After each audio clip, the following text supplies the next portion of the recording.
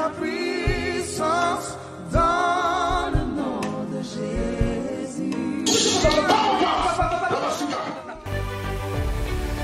T'aimes Dieu, aiguise ta foi. Orateur révérend Alain Ilunga. Restez à la joie. Alors c'est à la joie, acclamons pour le roi des rois. Acclame très fort, acclame très fort. Acclame très fort parce que c'est un Dieu puissant. Il est le Dieu merveilleux. Nous lui rendons gloire pour sa fidélité et pour son nom. Amen. Nous vous saluons tous au nom de notre Seigneur Jésus-Christ. Et nous croyons que ce dimanche, notre Dieu va encore nous faire du bien. Amen. Il va nous faire tellement du bien. Je ne sais pas si quelqu'un comprend, je se sens le dire. Amen. Notre Dieu ou mon Dieu va nous faire du bien. Amen. Amen. Quand tu crois en ce Dieu, tu ne seras jamais déçu. Si tu mets ta confiance en Dieu, Dieu ne te décevra jamais. Amen. Aujourd'hui, nous allons mettre un point virgule sur notre enseignement de la foi. Et je crois que je parlais pendant au moins combien de mois? 4 ou 5 mois, je crois, je ne sais plus. Darley, tu te souviens encore? Hein? Ça fait très longtemps. Hein? On a parlé de beaucoup de choses. Comme l'enseignement ne se termine jamais, on va mettre un point virgule parce qu'au mois de janvier, nous allons commencer un autre enseignement. Amen. Au mois de janvier, nous allons commencer sur la nouvelle naissance et puis nous allons procéder aussi sur le baptême. Parce que je crois que tous ceux qui n'ont pas encore reçu le baptême doivent recevoir le baptême. Hein? Je crois que tu as déjà reçu ton baptême. Ok, si tu as déjà reçu ton baptême, c'est très bien. Les gens qui n'ont pas encore reçu le baptême, nous allons voir comment nous allons procéder par rapport à cela. Et nous croyons que notre Dieu va nous faire du bien. Amen. Qui a compris quelque chose par rapport à l'enseignement de la foi? Parce qu'il faut que tu puisses comprendre quelque chose, n'est-ce pas? Hein? Parce qu'on ne peut pas mettre un point virgule comme ça si les gens ne comprennent rien. C'est comme si je travaillais en vain. Hein? Pendant tout ce mois, je suis resté sur le même enseignement. Je n'ai pas bougé, je suis resté là pour que vous puissiez comprendre pourquoi nous devons avoir la foi. Amen. Tu dois avoir la foi parce que sans la foi, tu ne peux pas t'approcher de Dieu.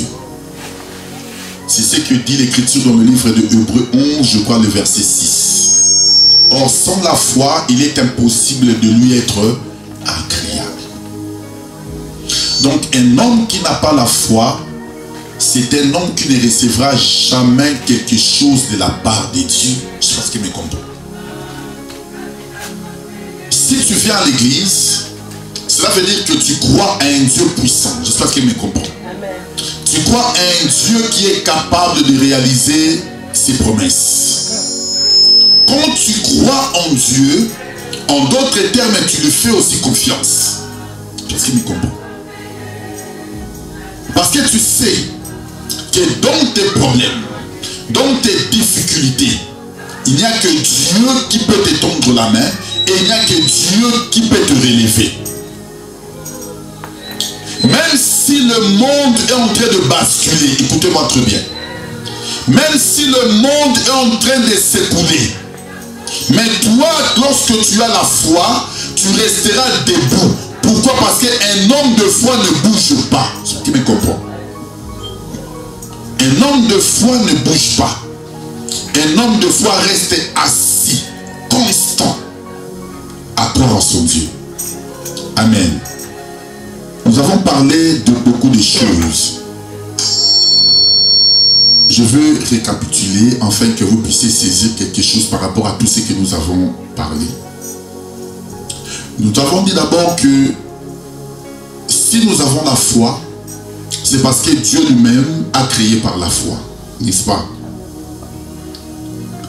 Lorsque Dieu a créé l'univers, le Seigneur lui-même a créé par la foi. Et là, le monde que nous voyons, ce monde a été créé par la foi. Amen. Tout ça, le Seigneur te donne aussi la capacité, étant un enfant de Dieu, que tu puisses aussi créer par la foi. Qui comprend ce que je veux dire?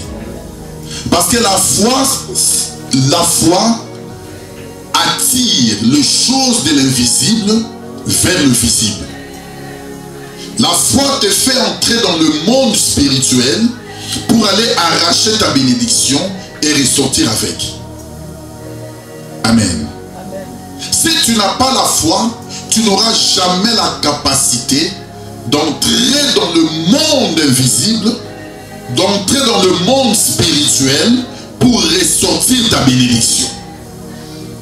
Amen. Parce que Dieu, pour te donner, Dieu crée toutes choses. Et Dieu pose ces choses dans le spirituel. Tu dois avoir aussi la capacité d'entrer dans le spirituel pour aller arracher ta bénédiction. Parce que nous prions un Dieu qui est esprit. Dieu a créé aussi l'homme tripartite. L'homme est corps, âme et esprit. Amen. Lorsque tu pries, tu ne pries dans la dimension naturelle. C'est pour ça que beaucoup de gens jouent avec la prière parce qu'ils ne comprennent pas ce qu'est la prière. Quand tu pries, tu quittes le monde naturel, tu entres dans le monde spirituel. Parce que c'est dans le monde spirituel que tu as la capacité de recevoir toutes choses. C'est dans le monde spirituel que tu as la capacité de récupérer les choses que l'ennemi t'avait volées. Je ne sais pas ce que me comprend. Pourquoi? Parce que le diable est aussi un esprit. Ça veut dire que pour que le diable prenne quelque chose sur ta vie, pour que le diable te détruise, le diable doit commencer à te détruire d'abord dans le spirituel. Amen. C'est pour ça que tu dois avoir la capacité. Lorsque tu vois dans des songes que tu es en train de perdre des choses ou on est en train de te voler des choses, comprends que l'ennemi est en train de voler les choses dans le spirituel et tu verras ces choses se matérialiser dans le physique. Par exemple, tu peux avoir un sac, tu te promènes et tu vois comme si on t'a volé le sac. Pour toi, tu vois seulement c'est un sac qu'on t'a volé. En d'autres termes, l'ennemi t'a volé quelque chose dans le monde spirituel. Ce qui était à toi, l'ennemi l'a dérobé. Mais toi, tu l'as vu comme si c'était dans un songe. Amen. Maintenant, tu dois avoir aussi la capacité. Lorsqu'on te vole comme ça, lorsque tu te réveilles, tu dois prier maintenant. Entrer aussi dans le monde des esprits parce que la prière t'introduit dans le monde spirituel pour aller arracher les choses que l'ennemi t'avait dérobées. Je ne sais pas si tu me comprends. Jean 10, 10, tu peux prendre l'écriture.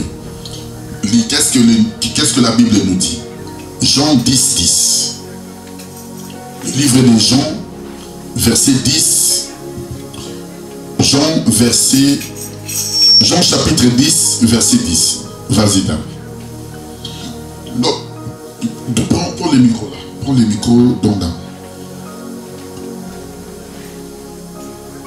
Tu peux rester là, c'est pas un problème. Tu peux rester là, toi tu donnes le micro.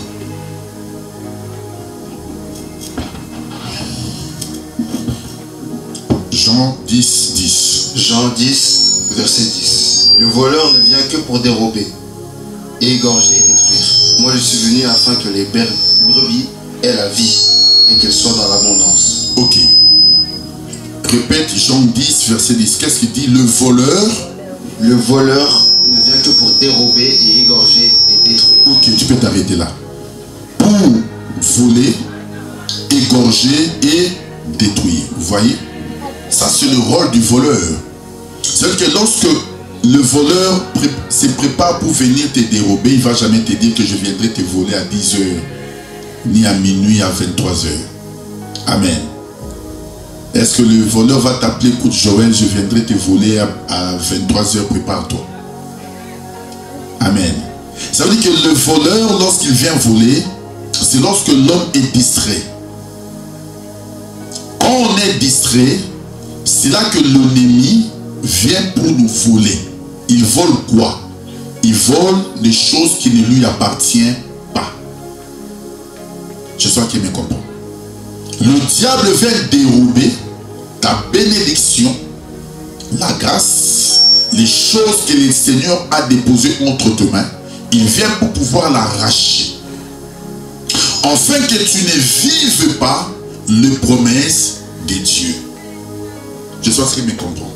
Lorsqu'on t'a volé comme ça, en d'autres termes, l'ennemi t'a dépouillé de la grandeur, t'a dépouillé de la bénédiction que Dieu avait déposée sur ta vie.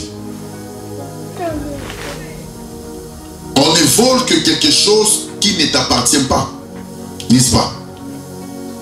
Il te dépouille de la gloire, il te dépouille de la grâce, afin que les promesses de Dieu, que tu ne le vives pas. Vous voyez? C'est pour cela il faut avoir la capacité, lorsque tu vois ces choses, où tu as perdu des choses, le Seigneur te montre dans la vision, ou dans un songe, de t'élever et de prier, en fait de récupérer ce que l'ennemi t'avait dérobé. C'est ce que je comprends. Si tu laisses comme ça, tu vas te rendre compte que même dans la vie naturelle physique, il y a des choses qui vont commencer à se fermer parce que l'ennemi t'a dépouillé de la chose que Dieu t'avait donnée. Je ne sais pas si quelqu'un me comprend. C'est pour ça que la prière, elle est très très importante. Lorsque nous prions, tu dois prier avec la foi. Tu me comprends? Il faut prier avec la foi. Qu'est-ce que la Bible lui dit? Lorsque vous priez, croyez que ce que vous avez demandé, vous le verrez s'accomplir. Tu pries dans le présent, mais les choses que tu es en train de demander, le Seigneur va l'accomplir dans la suite des temps. Je ne sais pas qui me comprend. Prends Marc 11. Marc 11, 23. Je ne sais pas. Prends un peu Marc 11, 23. On va vérifier l'écriture ensemble.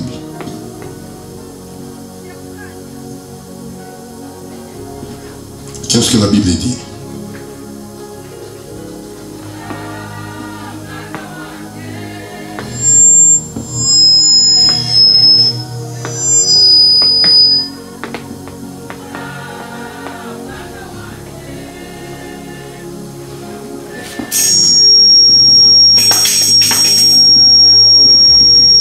Tu as trouvé? Oui. Vas-y un peu. Marc 11, verset 23. Je vous l'ai dit en vérité, si quelqu'un dit à cette montagne, ôte-toi de là et jette-toi dans la mer, et s'il ne doute point en son cœur, mais croit que ce qu'il dit arrive, il le verra s'accomplir. Tu peux recommencer un peu. Vas-y un peu. Marc Recommence. 11, verset 23. Marc 11, verset 23. Vas-y. Je vous l'ai dit en vérité, Je vous l'ai dit en vérité. si quelqu'un dit à cette montagne, Si quelqu'un dit à cette montagne, ôte-toi de là ôte-toi de là et jette-toi et jette-toi dans la mer, dans la mer. et s'il ne doute Et s'il ne doute pas en son cœur, en son cœur mais croit que ce qu'il dit arrive, et croit que ce qu'il dit arrive, il le verra s'accomplir. il le verra s'accomplir. Vous voyez? Cela veut dire que la foi exige que tu puisses avoir la conviction de ce que tu veux faire ou de ce que tu désires. L'ennemi de la foi, c'est le doute. Vous voyez? Quand tu commences déjà à douter dans ton cœur par rapport à une situation, sache que tu es déjà en train de passer à côté de ta bénédiction. Tu comprends? Un homme qui doute déjà, c'est un homme qui a déjà perdu la bataille. Tu as déjà perdu la bataille. C'est pour ça que le diable sait. Pour te faire passer à côté de ta bénédiction, l'ennemi va commencer maintenant à semer le doute dans ton cœur. Tu vas commencer à douter de promesses de Dieu, de croire comme si Dieu n'existe pas. Tu peux commencer à prier pour des choses qui ne se sont pas encore réalisées. Et l'ennemi peut venir dans ton cœur te dire, mais où est ton Dieu? Ça s'est passé beaucoup de temps. Tu as commencé à prier. Tu as commencé à chercher Dieu. Tu es là tous les jours pour servir Dieu. Mais les choses ne changent pas dans ta vie. Tu crois tellement que Dieu t'écoute, l'ennemi va commencer à venir souffler, te parler à côté pour que tu passes à côté de la bénédiction. Je ne sais pas ce qu'il me comprend. C'est comme ça que le diable agit. Et c'est comme ça que beaucoup de chrétiens tombent. Parce qu'ils doutent déjà. Ils ne croient même pas à l'existence de Dieu.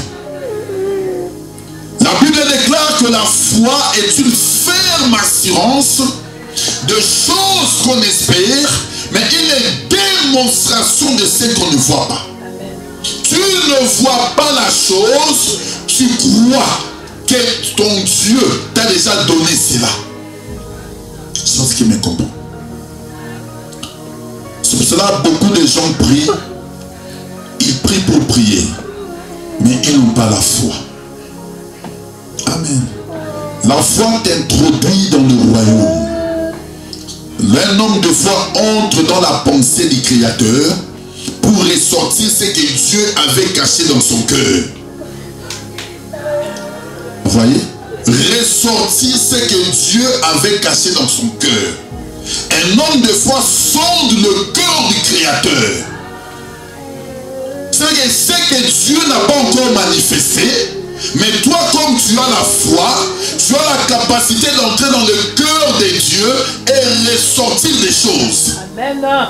Je ne sais pas si quelqu'un me comprend. Je ne sais pas si quelqu'un me comprend. Alors si tu as la foi, que la grâce t'accompagne ce dimanche. Si tu as la foi, que tu rentres dans le cœur du Créateur et que tu ressortisses des choses que Dieu est en train de préparer pour toi. Amen. Parce qu'un homme de foi n'a que la capacité de tout recevoir de la part de son Créateur.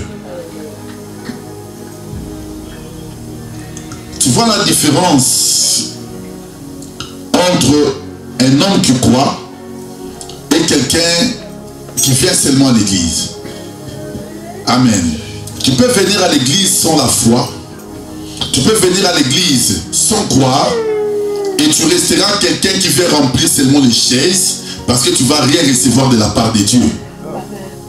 C'est cela, beaucoup viennent à l'église, ne reçoivent rien, après ils partent. Ils changent des églises. Pourquoi? Parce qu'ils croient qu'ils peuvent trouver la solution en changeant des églises. Lorsque tu crois en ton Dieu. Amen. Je sais ce qu'il me comprend. Si tu comprends ces choses, tu seras béni. La foi. Le diable est venu tenter le Seigneur lorsqu'il était dans le désert.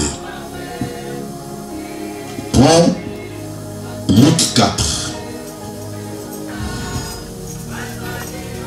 Luc 4.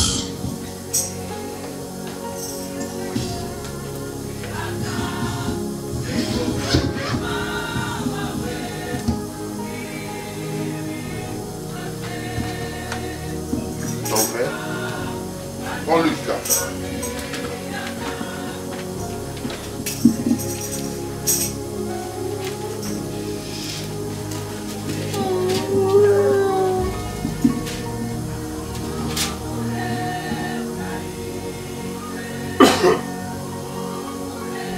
Prends Luc 4, prends le...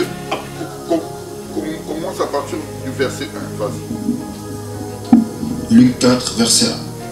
Jésus, rempli du Saint-Esprit, revint du Jourdain, et il fut conduit par l'Esprit dans le désert, où il fut tenté par le diable pendant 40 jours.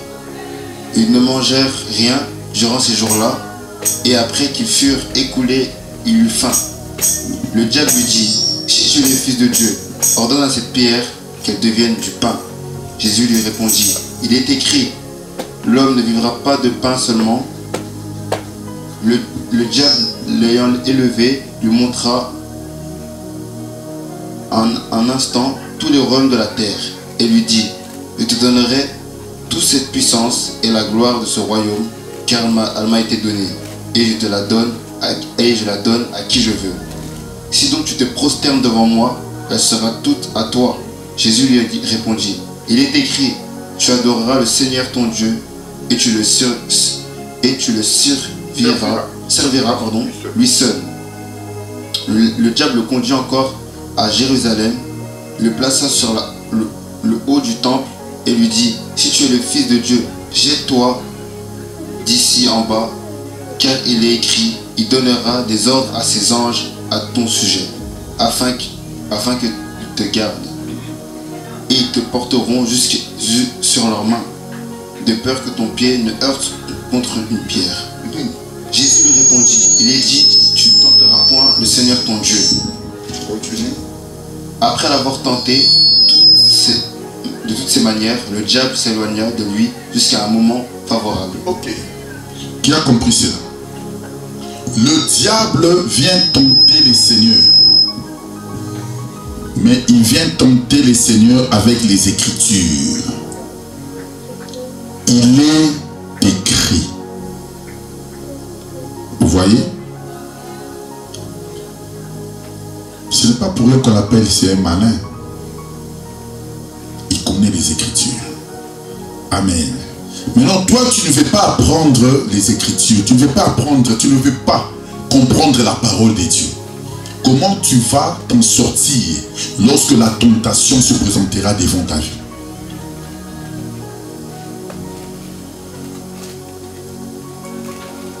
Je ne sais pas si vous me comprenez. Il a commencé à dire au Seigneur, prends ces pierres, change-les en pain. Parce que le Seigneur était en jeûne. Donc il a passé ses 40 jours de jeûne. Il avait faim. Et l'ennemi s'est présenté. Pour lui dire, écoute, tu es là. Tu as faim, non? Mais change ces pierres en pain et mange. Qu'est-ce que le Seigneur lui répond? Vas-y, écoutez bien. Qu'est-ce que le Seigneur lui dit? Luc 4, toujours, retourne à partir du verset 2 ou 3, je crois. Le diable lui dit, si tu es fils de Dieu, ordonne à cette pierre. Voilà, 3. Le diable lui dit, si tu es le Fils de Dieu, ordonne à cette pierre qu'elle devienne du pain. Jésus lui répondit, il est écrit, l'homme ne vivra pas de pain seulement. Ok. Le Seigneur lui a répondu aussi par les Écritures, par la parole. Vous voyez? Si maintenant tu n'es pas un homme qui est assis dans la parole, tu tomberas. Amen. Le Seigneur a pris l'écriture de Deutéronome 8.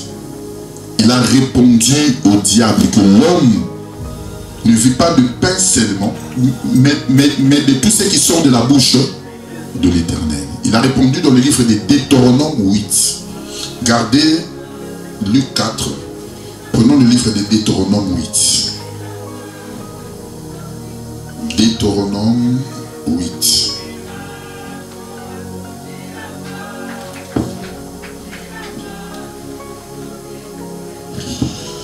Deutéronome 8.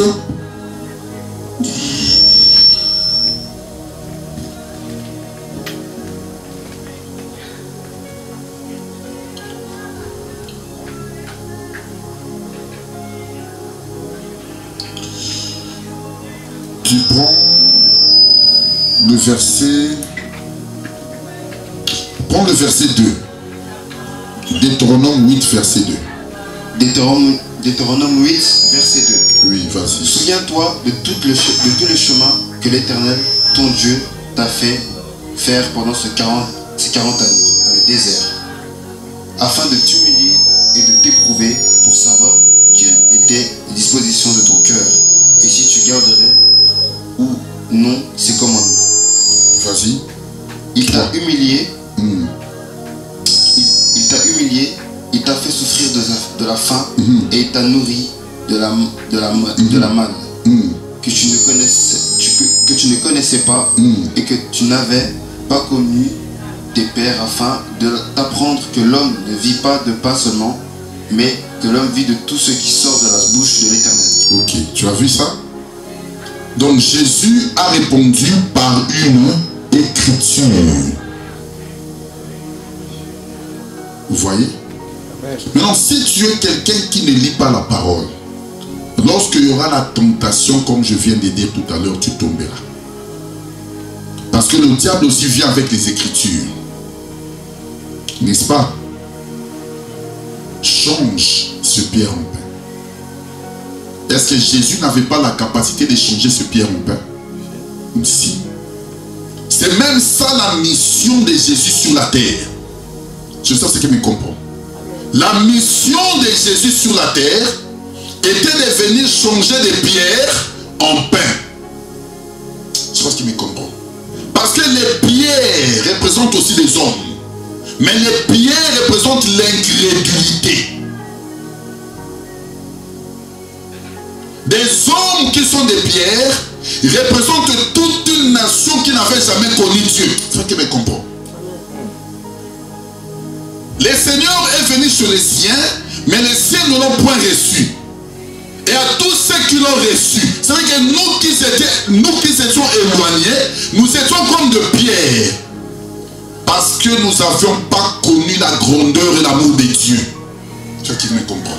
Alors le Seigneur est venu maintenant pour de pierres incrédules, les gens qui ne connaissaient pas la loi de Dieu, afin que nous puissions avoir un cœur de chair, un cœur de pain, un cœur repenti, un cœur qui s'est converti. Vous voyez, c'est ça, changer le pierre en pain, la conversion. Un homme qui quitte l'incrédulité, le Seigneur change aussi son cœur. Il lui donne un nouveau cœur. De la même manière, lorsque Saoul était devenu roi, lorsque Samuel a oint Saoul, la Bible déclare que Dieu a changé le cœur de Saoul. C'est ce qui me comprend. C'est que lorsque tu crois en Dieu et que tu donnes ta vie au Seigneur, tu crois au Seigneur comme Seigneur et Sauveur, lorsque le Saint-Esprit vient dans ta vie, le Saint-Esprit te donne un nouveau cœur. Je sais ce qui me comprend. Là maintenant tu commences à marcher selon la parole. Pourquoi? Parce que maintenant l'Esprit de Dieu va commencer à te conduire dans le droit chemin. En d'autres termes, lorsque tu t'es converti, Dieu enlève le cœur, ou bien le cœur de pierre, pour te donner maintenant le cœur de chair. Tu deviens maintenant enfant de Dieu. C'est là maintenant que tu vas commencer à aimer la parole. Tu vas commencer maintenant à aimer Dieu, à chercher la volonté de Dieu dans tout ce que tu veux faire, à chercher que le Seigneur puisse te conduire. Tu vas commencer à te contempler et à passer ton temps dans la présence du Seigneur. Parce que tu ne peux pas servir Dieu si Dieu ne change pas ton cœur. Je ne sais pas si quelqu'un me comprend. Tu ne peux pas servir Dieu si Dieu ne change pas ton cœur. C'est ça que je proclame. Je déclare ce dimanche que le Seigneur touche ton cœur. Que le Seigneur te donne un nouveau cœur. Que le Seigneur t'introduise dans sa maison afin que tu vives la grandeur. Parce que si Dieu change ton cœur, c'est là que tu auras la capacité de pouvoir le célébrer et le louer. Amen. Parce que tu as un nouveau cœur. Vous voyez, les gens méchants, ce sont des gens qui ont des cœurs incrédules. Tout commence par là. Tu vois quelqu'un qui est méchant, un homme qui n'a pas d'amour, c'est un homme qui a un cœur incrédule. Amen. C'est un homme qui a la calomnie, un homme qui ne fait que faire du mal, calomnier les autres, parler mal des autres. Ce sont des hommes qui n'ont pas de cœur, n'est-ce pas? On les dit donc normalement, non, si tu vois quelqu'un qui est méchant, qu'est-ce que nous disons? Cet homme n'a pas un cœur. Ce n'est que par le cœur. Tu vois, l'ennemi, le diable, a tenté les seigneurs par la parole. Maintenant, si toi tu n'aimes pas la parole, c'est pour ça qu'il faut venir dans l'église pour apprendre les choses du royaume. Lorsque nous prêchons, nous ne les prêchons pas en l'air. Il faut que l'enseignement reste dans ta vie, que tu puisses avoir la capacité de répéter l'enseignement. Vous voyez, aujourd'hui, j'ai dit que je ne vais pas prêcher, je vais parler seulement. Parce que je veux que l'enseignement de la foi que nous avons prêché, que tu puisses avoir aussi la capacité de le reproduire. Que tu ne t'arrêtes pas seulement que la foi, c'est une ferme assurance. Oui, nous savons c'est ce qui est écrit. Mais la foi doit aussi se démontrer par les œuvres. Et une foi sans les œuvres, c'est une foi morte. me comprend? C'est pour ça que la Bible déclare que la parole vient de ce qu'on entend, et ce qu'on entend vient de la parole de Christ.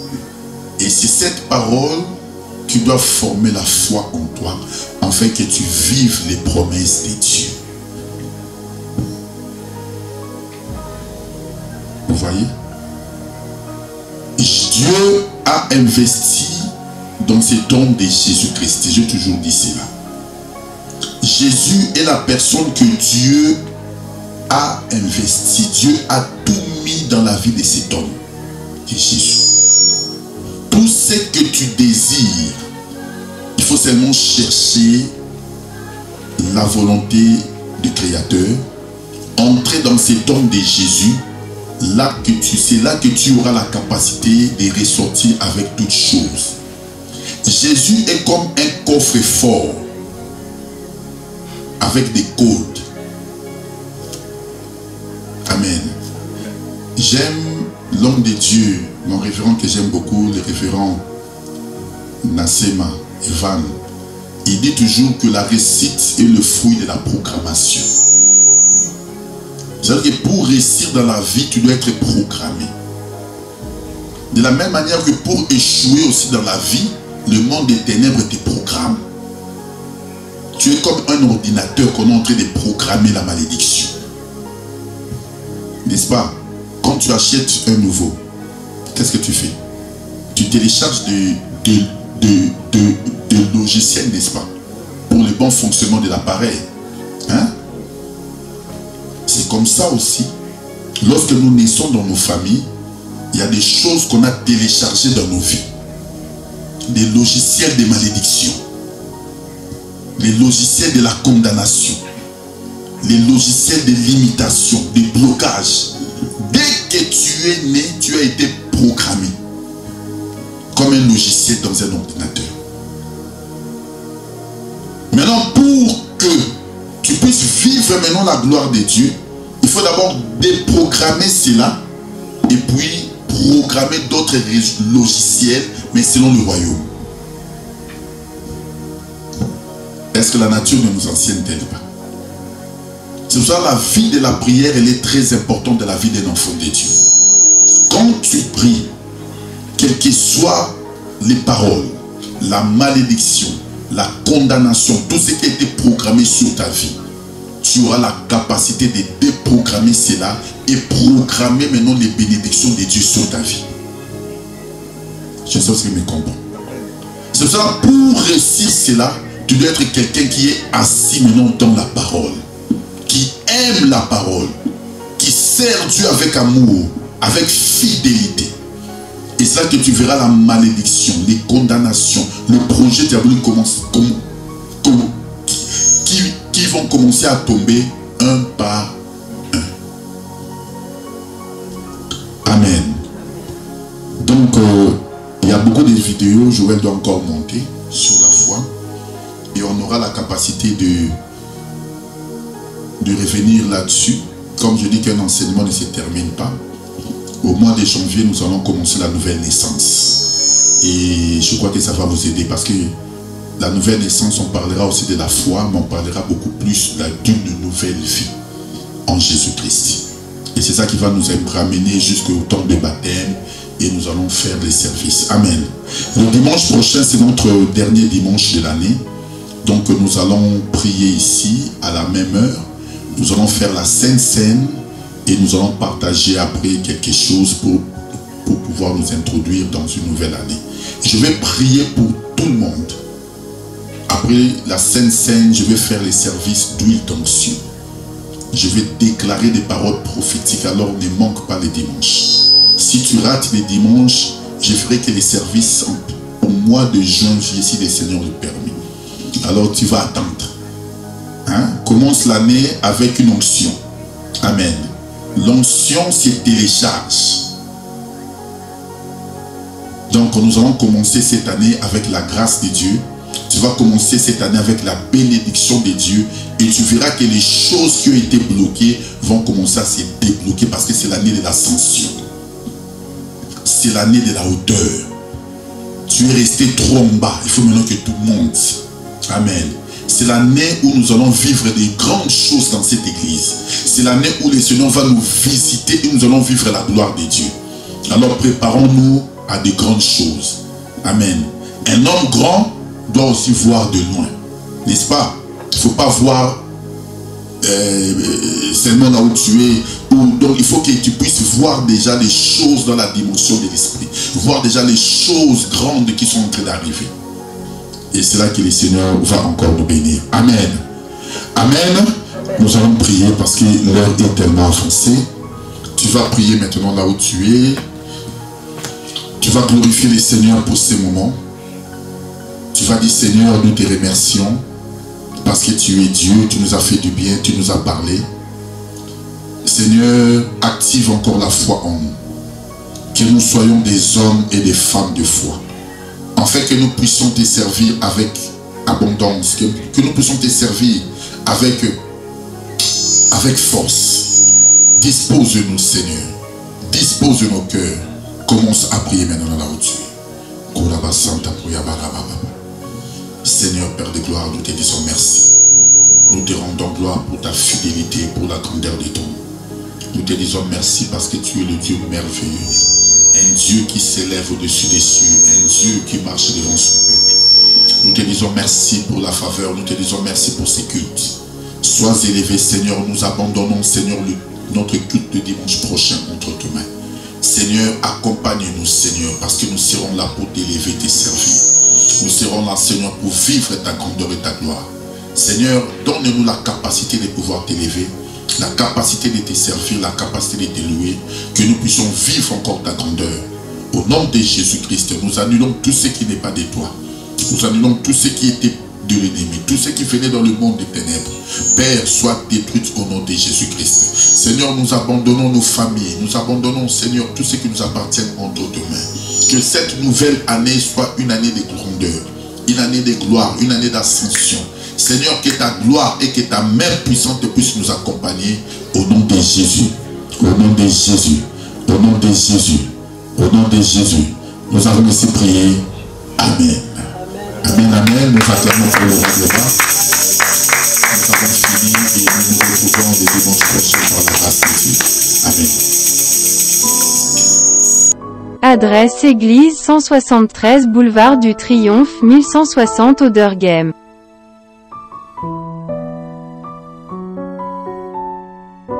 Contact Église de Jésus-Christ de Bruxelles.